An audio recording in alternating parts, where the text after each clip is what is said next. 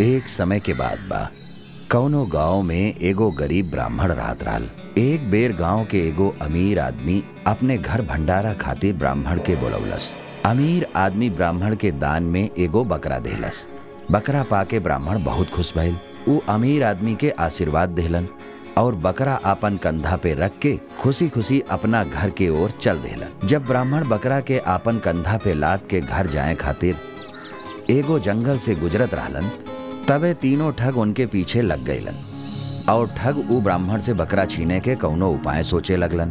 तबे एगो ठग के ब्राह्मण से बकरा छीने के उपाय समझ में आ गई। वो बाकी दोनों ठग के भी उपाय बतौलस। बाकी दोनों ठग भी ओकर तरीका सुन के मुस्कुरा लेन और खुश होके ताली बजावे लागल। ओकरे बाद जल्दी जल्दी चल के एक ठग वो ब्राह्मण के पास पहुंचल। पंडित जी नमस्कार। आशीर्वाद। अरे पंडित जी, रउआ अपन कंधा पे कुत्ता काहे उठौले बाड़ेन? रउआ दैटन लोग के ई शोभा ना देला। ब्राह्मण वो ठग के बात सुन के तनिका नाराज भइल और बोलेन, अरे भाई, ये कुत्ता ना बकरा बा। काहे मजाक कर रहल बानी पंडित जी? का हमरा के दिखाई ना दे रहल बा? राउर कंधा पे बकरा ना कुत्ता बा, कुत्ता।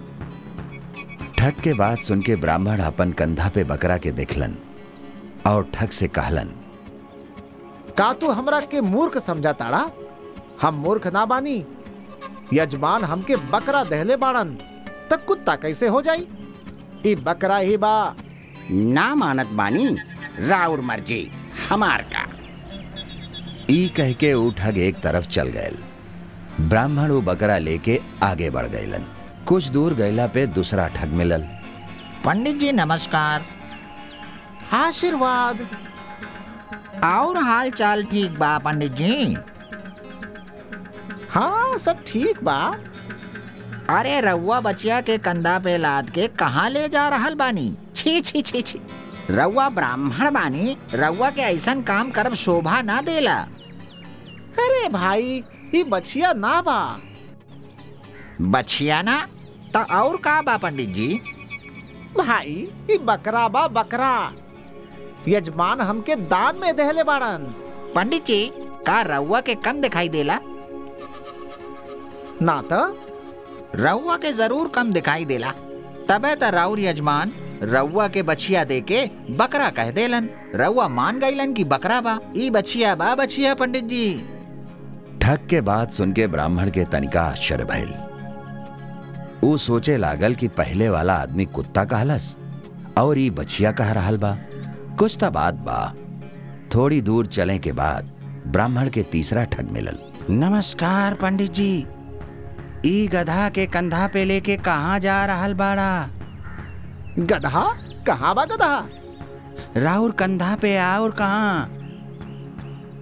ई गधा ना, बकरा बा। कहा पंडित जी, कौनो अंधा के बेवकूफ बनौता था ठीक रहल। हमार त दोनों आँख सही सलामत बा। गधा के रउआ बकरा कह रहल बानी? अरे भाई, ई बकरा बा। पंडित जी, जब रउआ ना मानत बानी ता हम का कर सकीले? बाकी गधा के जे केहू राउर कंधा पे देखी ता रउआ के का कही? बताई हमार फर्ज रहल ता बता देनी, बाकी राउर मर्जी। ठग के बात सुन के ब्राह्मण चिंता में पड़ गईलन। वो सोचे लगलन कि तीन तीन आदमी ता झूठ ना बोली हैं। एक कुत्ता कहलस, दूसरा का बचिया कहलस और अब तीसरा गधा कह रहल बा। जरूर ही कौनो मायावी जीव बा जौन बार बार अपन रूप बदल रहल बा। हमरा के भी नुकसान पहुंचा सकेला। ई सोच के वो ब्राह्मण आगे जाके वो बकरा के कंधा से उतार देले और अपना घर चल गईलन।